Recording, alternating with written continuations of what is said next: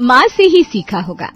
गरिमा और विक्रम की 1 हफ्ते पहले ही सगाई हुई थी, पर इस 1 हफ्ते में ही इन दोनों में इतना बदलाव आ गया था जिसकी किसी को उम्मीद नहीं थी। विक्रम जो पहले घर का खाना खाना ही नहीं चाहता था, वो आजकल घर पर अपनी माँ के हाथों का बना खाना खा रहा था। वो गरिमा जो सुबह के 10 बजे के पहले उठना ही नहीं चाहती थी, जिसे साज सिंगार बिल्कुल पसंद नहीं था, वो सुबह 7 बजे उठकर खुद को ग्रूम करने लगी थी। एक सुबह झाड़ू लिए ममता अपनी बेटी के कमरे में आती है। ड्रेसिंग टेबल के सामने बैठी गरिमा अपने बालों को कंघी कर रही थी। अरे ये क्या अजूबा देख लिया मैंने। हाफ पैंट में घूमने वाली मेरी बेटी ने आज तो सूट पहना है। एक मिनट जरा चेहरा तो दिखा है। लिपस्टिक लगाई है तूने। सब ठीक तो है ना बेटा? जरा सर इधर ला तो बुखार कहीं सर पर तो नहीं चढ़ गया तेरे? उफ़ो मम्मा, आप भी ना बहुत मजाक करती हैं। लाइए ये झाड़ू मुझे दीजिए, मैं अपने कमरे की सफाई कर लूंगी, तब तक आप बाकी काम कर लो। तुम मुझसे नाराज है क्या बेटा? क्या बात हो गई? इतनी सुबह उठी है और अब झाड़ू भी खुद करना चाह रही है। देखो मम्मी, अब मैं कितने ही दिन रहने वाली हूँ इस घर में, मुश्किल से 60 दिन। अब अपने ससुराल के हिसाब से खुद को बदलना तो पड़ेगा ही ना। और हाँ, आज मैंने दोपहर में विक्रम को लंच के लिए बुलाया है, इसीलिए जल्दी उठी हूँ। यहाँ झाड़ू लगाने के बाद सीधा किचन में दोपहर के खाने की तैयारी के लिए चली जाऊंगी, तो तब तक आप नाश्ते का काम क्लियर कर लो। मेरे टाइम में मुझे कोई झिकझिक नहीं चाहिए। हाँ बेटा हाँ, नहीं आऊंगी तुझे डिस्टर्ब करने। ससुराल में जब 24 घंटे रसोई में अकेले रहना पड़ेगा ना, तब याद आएगी माँ की। यह गरिमा अपनी माँ को अपनी बातों से इम्प्रेस कर रही थी, तो वहाँ विक्रम नाश्ते की टेबल पर अपने बेटे को खाना परोसती उषा कहती है, दोपहर में क्या बना लूं बेटा? दाल चावल भिंडी खा लेगा या कढ़ी बना लूं? अरे कुछ भी बना लीजिए उषा जी। आजकल देख नहीं रहे आपके बेटे ने खाने को लेकर ड्रामे करने बंद कर दिया। पहले तो ये नहीं खाना मम्मी, वो नहीं खाना।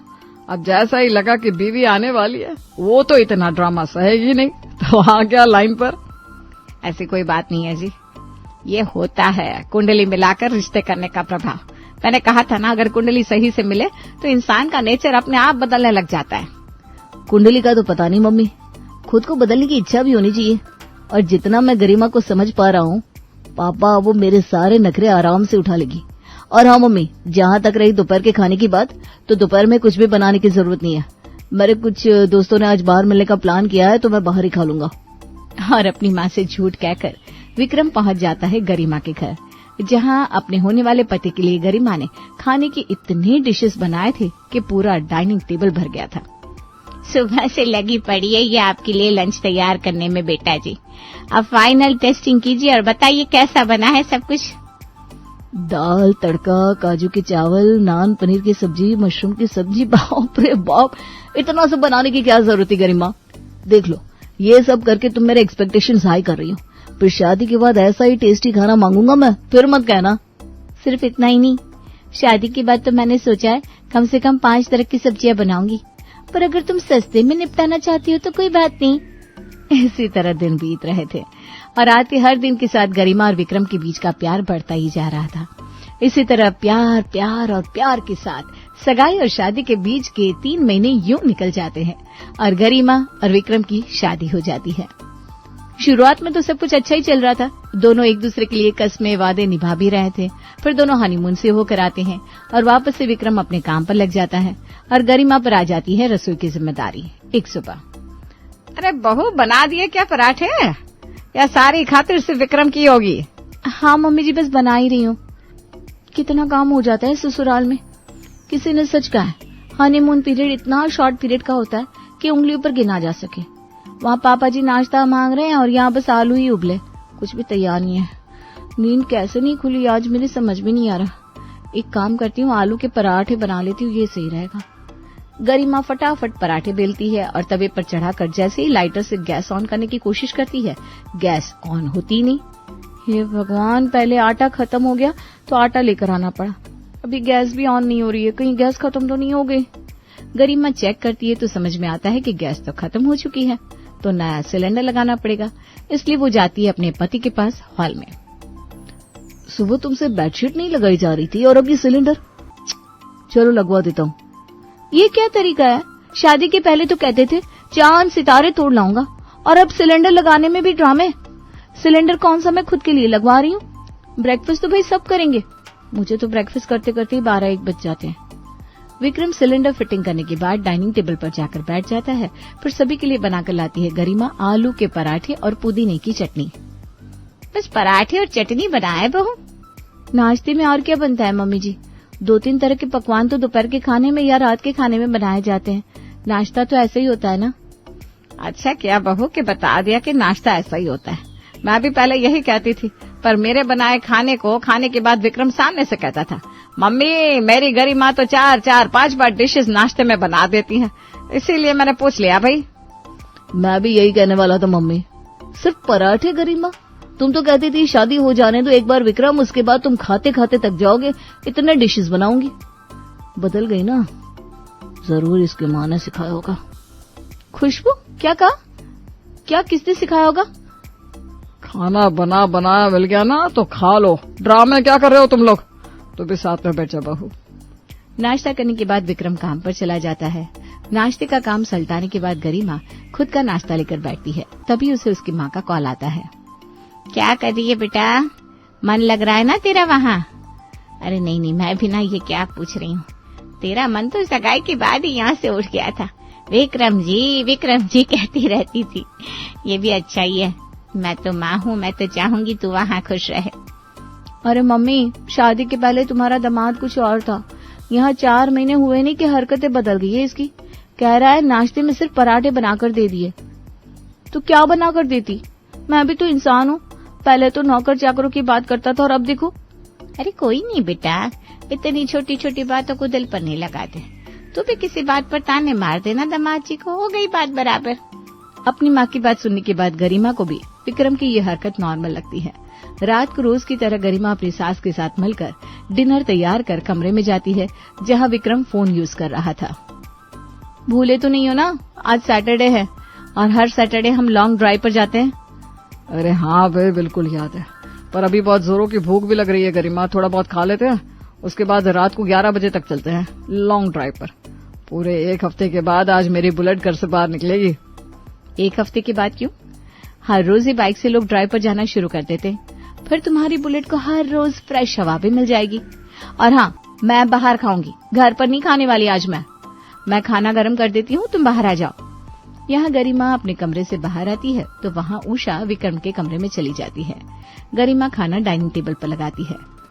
ये दोनों माँ बेटे कहाँ रह गए, जरा जाकर बुलाकर तो ला बहू, पूरा परिवार साथ में खाता ही अच्छा लगता है। मैंने तो इन्हें बोल दिया था बाहर आने को पापा जी, फोन में लग गए होंगे, मैं बुलाकर लाती हूँ। गरिमा अपनी सास के कमरे में उन्हें बुलाने के लिए जाती है, पर उषा वहाँ नहीं थी क्योंकि वो तो विक्रम के पास थी।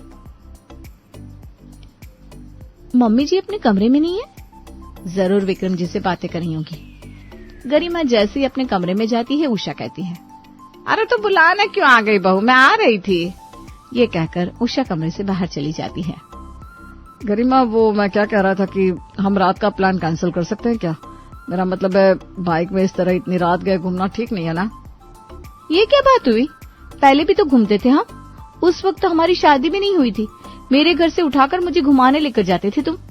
पहले की बात अलग थी गरिमा, पर अब 11 बजे निकलेंगे हम तो कम से कम लौटने में 1-2 तो बज ही जाएंगे, क्योंकि तुम्हें चाय पीनी होती है, वो भी ग्रेजुएट चाय वाले की, जिसके लिए 40 किलोमीटर दूर जाना पड़ता है। 40 किलोमीटर जाना, 40 किलोमीटर आना, आने जाने में कम थकावट थोड़ी ना होती है। फिर उसके बाद सुबह ऑफिस जाने के लिए मुझसे उठा नहीं जाता। शादी के पहले तो मुझे रॉकेट में बैठकर मंगल ग्रह तक ले जाने को तैयार थे तुम, और अब ये अपनी माँ से बैठकर बातें करो और यही सब सीखो तुम। अरे तुम माँ को बीच में क्यों ला रही हो गरिमा? बदली तो तुम भी कम नहीं हो, अपनी माँ से ही सीखा होगा तुमने भी। अपने बेटे के कमरे से आती आवाजें सुन महेश हॉल से आवाज लगाता है, अरे क्यों परेशान कर रहा है बहू को? बहू तू उसे रहने दे, तू आजा बैठ जा खाने पर। अब तो ना चाहते हुए भी बैठना ही पड़ेगा ना पापा जी। डिनर के बाद आज विक्रम अपनी बीवी को घुमाने लेकर जाता ही नहीं। गुस्से में अगली सुबह गरिमा भी नाक चढ़ाए विक्रम के पर्सनल काम न करने की ठान लेती है। सुबह सुबह नहाकर तौलिया बांधे विक्रम बाथरूम से बाहर आता है। ये क्या बात हुई, आज गरिमा बेड पर कपड़े रखना भी भूल गई। रोज तो सब कुछ सेट करके जाती है। खुद ही कबर्ड से कपड़े निकालकर विक्रम तैयार होने लगता है। तभी फोन पर अपनी माँ से बात करती हुई गरिमा कमरे में आती है। आजकल मर्दों को लगता है कि वही काम करते हैं, क्योंकि वो बाहर कमाने जाते हैं। हम औरतें तो जैसे घर पर बैठकर झक मारती है ना। मेरी बेल्ट कहाँ रखी है गरिमा? तुम्हारे भी 2 हाथ है, मेरे भी 2 हाथ है। मैं अपने उन 2 हाथों से पूरे घर का काम करती हूँ। तुम अपने 2 हाथों से सिर्फ अपना काम भी नहीं कर पा रहे हो। बाइक चलाने में तुम्हें थकावट हो जाती है ना, तो मुझे भी बेल्ट निकाल कर देने से थकावट हो जाएगी। खुद ढूंढ लो अपनी बेल्ट। अपनी ढीली पैंट को संभालते हुए विक्रम कुछ देर बाद बाहर डाइनिंग टेबल पर नाश्ते के लिए बैठता है। ये क्या? कल पराठे, आज पोहे। धीरे धीरे जितना काम से बचा जा सके उतना बचने की पूरी कोशिश की जा रही है। गरिमा, लगता है ये सब तुम अपनी माँ से सीख रही हो। वही तो बात है, कोशिश तो करती हूँ, पर मेरी माँ है ना, वो सिर्फ संस्कार देना जानती है, वरना सामने आज पोहा भी नहीं होता।